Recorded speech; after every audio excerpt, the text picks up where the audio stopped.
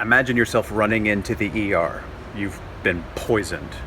You look okay, but you know that you're not. So imagine your tone and your hand gestures and your sense of desperation. You need to get everybody in the ER to understand that things are not going well for you and they're about to get worse. And so your tone and your word choice, all of your sense of desperation and upset would be a way of communicating yourself as clearly as possible. Why?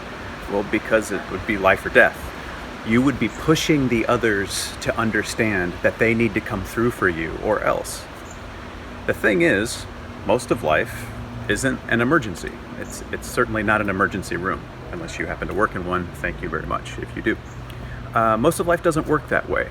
And so if we feel like we're constantly in a position to convince other people to care more than they seem to listen to us because they're not, if we're constantly feeling like we have to upset ourselves to get ourselves across and to be seen and to be loved, that might be an opportunity to reflect on a couple of questions like, why do I believe this about my partner? Why do I believe that they don't care?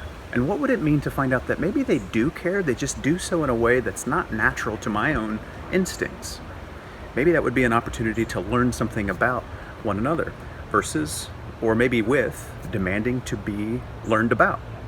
And maybe asking even deeper questions like, how far back does this go? Am I going to hang all of this on my partner, or have I, for maybe a longer time than I've known my partner, felt like I need to upset myself and amplify myself in order to be seen and to be loved and to be understood and agreed with?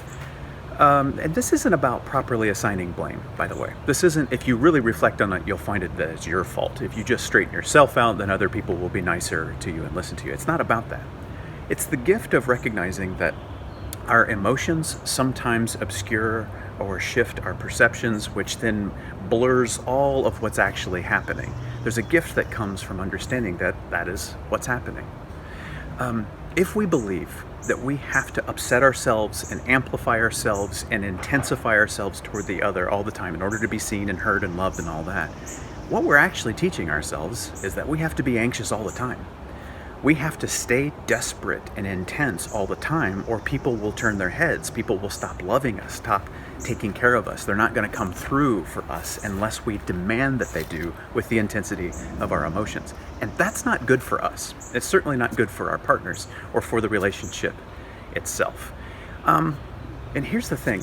The other thing that it's doing in the background, and maybe it's moved into the foreground, is it causes our partners to withdraw from us. Because on one side, you have somebody increasingly distrustful that the other person's going to come through for them. So they keep getting more and more and more intense. And on the other side, you have somebody saying, no matter what I do, they're still going to get upset with me. It's never enough. That is to say, trying to draw the other closer to you somehow, physically, or to see things your way, or whatever it is. Trying to get the other person closer to you via desperation and upset often has the exact opposite effect than we intended, which then only escalates the sense of desperation and makes things worse until the division becomes really real between us. And this doesn't just apply to our partners. It actually applies to all of our relationships. If we believe that we have to upset ourselves to be seen and heard and loved and respected, we have to really become intense to get those things.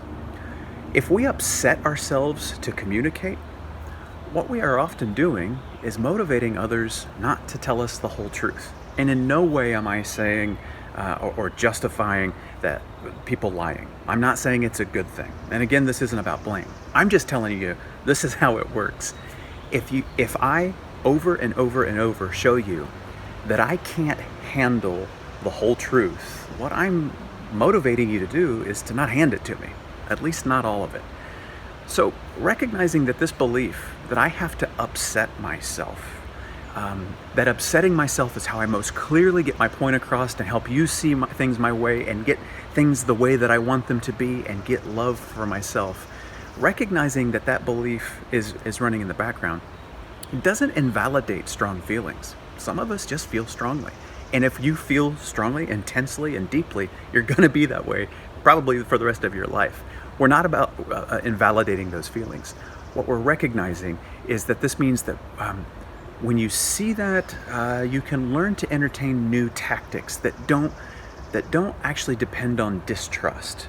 where you can actually trust yourself to say what you mean, where you can trust that your partner actually wants to communicate with you, wants to hear you and be heard by you, wants to see you and be seen by you, wants to respect you and be respected by you. Your partner does want that. Maybe you remember that from earlier on in the relationship. They do want that. You both want that. So it's learning to trust yourself and the other a little bit more than you do. New tactics of trust versus emotional outbursts to crank everything up because you're treating it more like an emergency room where you're scared that others are not going to come through for you unless you really, really turn up the volume. See, but also remembering, this isn't about trying to get rid of those emotions. This is showing yourself and your partner that you can feel deeply and yet not be at the mercy of those feelings. That your relationship isn't at the mercy of those feelings. This isn't about managing emotions. It's managing your typical responses to your emotions. And there's a world of difference in that. Here's a few really practical things that you can do if you feel deeply and you found yourself erupting, being intense and desperate and anxious in order to be seen and heard. Here's a couple things you can do. It's wait 10 minutes. When you feel that happening, just think, this never goes as well as it feels like it's going to go if I push really hard right now. Wait 10 minutes. Walk around your house, do what you have to do, wait 10 minutes. We talk about like waiting 10 seconds if you're feeling really, really angry and tense. But if you wait 10 minutes, you can actually then find some words that aren't just emotions, that are like to say what you actually mean. And then maybe even to ask some questions that will give you more information that you're never going to get if you just crank the dial up to 11. So wait 10 minutes and then write something. And don't dismiss this because it's old-fashioned. This is actually really great. To write things down and to say only what you mean and give it to your partner. Sometimes you'll write things down and realize, I don't need to slide this across the table. I don't need to email this. This was helpful for me. To write things down, you're really using the higher parts of your brain. You're calming that emotional storm. Highly recommend writing, which segues into this next thing really nicely. My wife and I, we've been married for over 20 years. Texting has been a godsend. And texting, maybe if you're early on in your relationship, it seems kind of cold. Seems like that's not something people who are serious about their relationship would do. Highly recommend it. Texting has been a godsend for us because then you can thumb out exactly what you mean. You can think about your words. You can pause in between sentences. It's going to be way harder to react to something they're saying. You can't text over top of each other as easily as you can shout over each other in an argument or something. So texting is a great tool to pause and say only what you mean. And that's connected to the next thing, as that's the discipline of saying only what you know to be true. Emotions will make you think all kinds of things are true. Say only what you know to be true, which means you're going to make statements from your own experience versus you always and you never and all the stuff that we do that we can't actually know. It feels like we know it, but we don't. To say only what is true. If you write it or if you text it, you can say only what is true. And what it will be, the only thing that you can know is what is true is how you feel and what you meant, what you're hoping for, what your expectations were. It clarifies a whole bunch. Wait till the storm passes, say only what is true, and you'll find that works really, really well. Now, you will come to a lot more understanding if you begin to communicate this way, this calm trust, this reflective, clear trust versus the emotion. You will come to lots of understandings. But also, you'll still disagree about stuff. But it won't feel like a fight. It won't feel like a war.